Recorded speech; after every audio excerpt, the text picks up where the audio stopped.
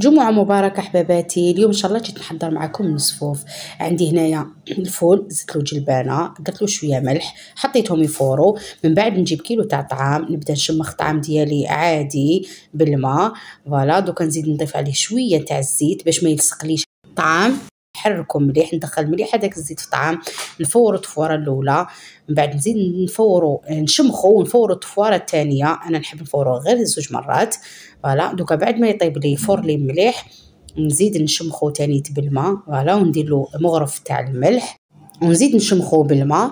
فوالا نشمخو مليح، من بعد نزيد نديرو يفور. وكي يفور لي الطفوره الثانيه نعاود نحيه ونضيف عليه هذاك الفول والجلبانه بعد ما كانوا طابوا لي، وندهنهم بزيت زيتونيه احسن. انا ما كانش عندي، درت لهم شويه مارغرين ومع كويس تاع البن، وبالصحه والهنا شهيه طيبه. وزينتو بحبيبات تاع البيض.